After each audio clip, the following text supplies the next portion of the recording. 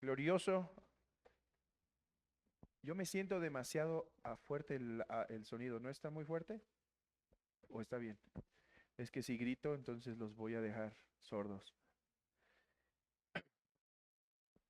Qué glorioso libro, hermanos, han comenzado para sus meditaciones el profeta Isaías. Eh, Hermanos, el profeta Isaías está hablando a un pueblo de Israel que había prosperado. Es un pueblo de Israel, el mismo pueblo que Dios eligió en Abraham y después estuvo en Egipto, después salió de Egipto y se estableció en la tierra prometida. Es un pueblo que ha prosperado. Es un pueblo que ahora podríamos decir habita en el jardín glorioso de la prosperidad. Pero en esa abundancia, el pueblo de Israel se ha olvidado de Dios. Oh, hermanos, no por nada el proverbio dice, no me des abundancia de tal manera que me olvide de ti, pero tampoco me des tampoco de manera que blasfeme tu nombre. Y aquí está uno de los riesgos de la prosperidad, uno de los riesgos de la abundancia, que el hombre se aparta de su Dios. Hermanos, esto tiene diferentes aplicaciones. Y déjenme, habiendo puesto el contexto en el cual está predicando Isaías, predicando a una nación próspera que se ha olvidado de Dios, déjenme aplicar el capítulo 1 de la siguiente manera. En primer lugar, déjenme hablar a aquellos que no están en Cristo. En segundo lugar, déjenme hablar a la iglesia, al menos de dos maneras. Y en tercer lugar, déjenme guiar este pasaje a nuestro glorioso Señor Jesucristo. En primer lugar, este texto habla al que no está en Cristo. Israel es como un Adán ahora. Israel en este libro de Isaías es como el primer Adán. Adán estaba situado en prosperidad, situado en hermosura, situado en grande bendición. Y en esa bendición, Adán olvida la ley de su Dios. Adán ignora la ley de su Dios y entonces se rebela contra sus mandamientos. Adán quería prosperidad. Adán quería ser semejante a Dios y fue tentado a alcanzar esa prosperidad, esa bendición de una forma inapropiada. Y entonces se olvidó de su Dios. Y no sé si ustedes han comenzado la lectura de la Biblia este año en Génesis, pero a la luz de la lectura en Génesis tenemos mucha evidencia para mostrar cómo este ejemplo en Adán se siguió repitiendo en toda su descendencia. Rápidamente la descendencia de Adán se apartó de los caminos del Señor. Allí estaba Caín, con un corazón endurecido, se rebela. Y después el famoso Lamec, el cual dice, bueno, yo voy a tener dos mujeres y empieza a desvirtuar el matrimonio. Y después, ¿qué tenemos en Babel? Bueno, hagámonos un gran nombre.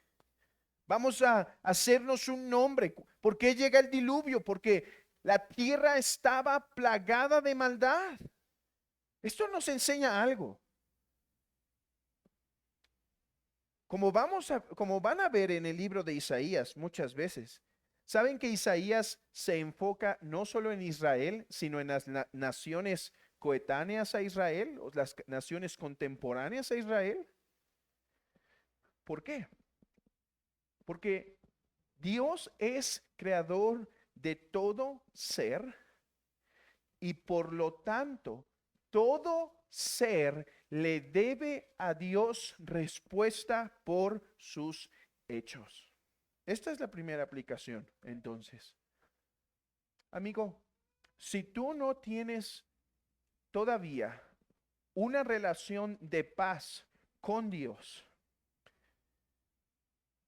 Isaías 1 te advierte que tus pecados y mis pecados no serán pasados por altos. Tus pecados privados, tus pecados en el matrimonio, tus pecados como padre, tus pecados en la sociedad, no serán pasados por alto. Por lo tanto, mientras tengas respiración, escucha este pasaje: venid, dice Jehová, y estemos a cuentas. Si vuestros pecados fueren como la grana, como la nieve, serán emblanquecidos. Si fueren rojos como el carmesí, vendrán a ser como blanca lana. Cuán misericordioso es este Dios, el cual todas las naciones deben rendirles cuentas. No obstante, Él ofrece perdón abundante. Oh, hermanos, anunciemos estas buenas nuevas a los hombres. Pero habiendo dicho esto, déjenme aplicar esto a la iglesia, este pasaje a la iglesia. En primer lugar, hermanos, oremos por nuestra nación. Hermanos, nuestra nación es una Sodoma y una Gomorra. Es cierto, hay naciones, hay ciudades más perversas que la nuestra, y podemos pensar quizá en Las Vegas y otros lugares, las hay. Pero hermanos, ¿cuántos pecados que se mencionan contra Israel no son el pan de cada día de nuestra nación? Derramamiento de sangre, hurtos, injusticia, lascivia, opresión. En primer lugar, hermanos, oremos que Dios sea paciente con nuestra nación, porque Dios tiene todo el derecho de traer un juicio total a nuestra nación. Por tanto pecado y tanto derramamiento de sangre que ocurre en nuestra nación. Pero, en segundo lugar, hermanos, hablando a la iglesia, hermanos, a Dios le importa tu santidad. Hermano, ¿cómo vienes este día del Señor? ¿Vienes este día del Señor con la Biblia bajo el brazo, por decirlo de una manera, cuando durante la semana no te has acordado de Jehová? ¿No has luchado contra el pecado, sino lo contrario, has permitido el pecado en tu vida? ¿Estás permitiendo prácticas pecaminosas? ¿No estás luchando y orando para ser ese mejor esposo, sino dando rienda suelta a tu ira, a tu lascivia, o como mujer, como madre? ¿No hay una lucha en verdad para ser esa mujer sumisa, sino que sigue esa rebeldía y esa amargura en el corazón? Hermanos, ser cristiano sí implica asistir a la iglesia y a los cultos religiosos que como cristianos Dios nos ha encomendado. Pero hermanos, no nos equivoquemos. No pensemos que el domingo es nuestra forma de decir: yo estoy cumpliendo, no importa cómo esté mi vida delante del Señor. Hermano, dice el texto que el Señor estaba hastiado de holocaustos, de carneros y de cebo de animales. No quiero sangre de bueyes, ni de ovejas, ni de machos. ¿Quién demanda esto de vuestras manos? Hermanos, ¿se han preguntado por qué dice eso el versículo 12? ¿Quién demanda los sacrificios? El Señor los demandó. Levítico dice que Él los demandó. Pero Él está diciendo: A ver, ¿quién nos demanda de esta forma con una vida más bien llena de hipocresía? Ustedes están afrentando a sus hermanos, están oprimiendo a sus hermanos, no prestando atención a los que están oprimidos, a los que están en aflicción, y vienen a ofrecer sacrificios como si fuera yo un Dios pagano que simplemente es una piedra y nada más puede ver lo que está delante. Oh, hermanos, este texto debe hacernos reflexionar, no para desanimarnos en cuanto a como si se requiriera perfección para adorar a Dios, pero déjame nada más precisar esto de la siguiente manera, hermano. ¿Estás luchando y buscando delante de Dios tener una vida congruente con tu confesión de fe de ser cristiano? Esa es quizá la pregunta. No, mi pregunta no es si eres perfecto y si esta semana vienes sin ningún pecado que traer delante del Señor, en absoluto. Mi pregunta es, hermano, ¿estás luchando? Hay una diferencia entre venir con fallas y con pecados el día de hoy, que uno realmente ha intentado vencer, y otra cosa es venir aquí con un corazón alevoso diciendo, sé que tengo estos pecados, no pienso ni quiero cambiarlos, sé que esto está en desorden y no pienso ni quiero cambiarlo, pero yo vengo a adorar a Dios porque así le complace a Él, y así puedo seguir otra semana de 6 días con pecado, y el domingo con mi asistencia a la iglesia queda todo cubierto. Mis hermanos, qué pasaje tan fuerte. Dios, Dios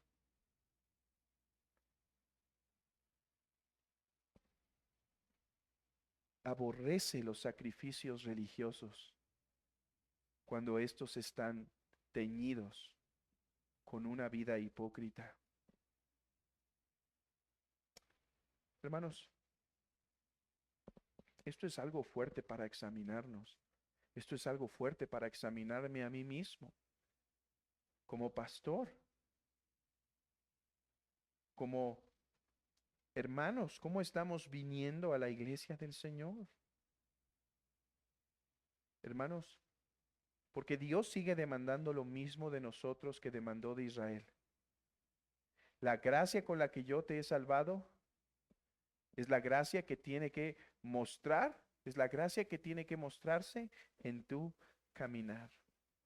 Una, una cosa más antes de mirar brevemente a Cristo aquí.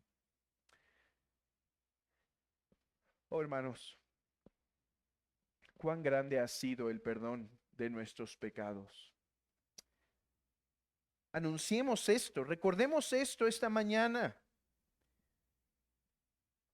Estábamos llenos de pecado y de maldad, pero el Señor nos ha perdonado de todo pecado. Isaías capítulo 1 es un texto impresionante porque primero dice, ok, este es el Dios santo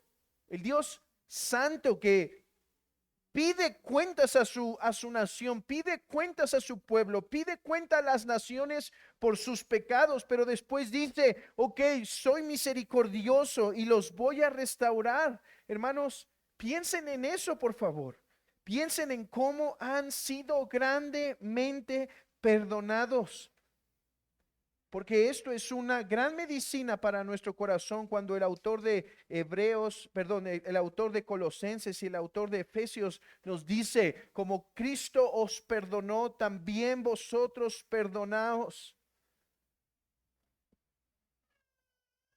En el ministerio pastoral me ha tocado atender situaciones de consejería de personas gravemente lastimadas o en el pasado por seres muy cercanos o lastimadas en el presente con heridas realmente delicadas. Y hermanos, esta es la medicina para este dolor. recordar cómo nuestros pecados han sido perdonados. Una cosa más. Veamos a Cristo en este pasaje. Hermanos, Adán en la prosperidad falló. Israel en la prosperidad falló. Nosotros hemos sido bendecidos por Dios con vida, con salud, con gracias, con habilidades, con dones. Y muchas veces los hemos usado no para hacer la voluntad del Señor, sino lo contrario. Hermanos, Cristo es el Hijo esperado de Dios, que cumplió toda su ley, que guardó todos sus mandamientos y que por nosotros fue castigado. Dice, y volveré mi mano contra ti y limpiaré hasta lo más puro de tus escorias y quitaré todas tus impurezas. Oh, hermanos, veamos a Cristo a través de Isaías, porque Isaías promete juicio y promete redención, pero entendamos que el juicio no sería quitado para redimirnos, sino que por Cristo, al ser el juzgado, nosotros podríamos ser perdonados. Déjame volver a ti, querido amigo. Te he dicho que este texto te llama a ponerte a cuentas con Dios.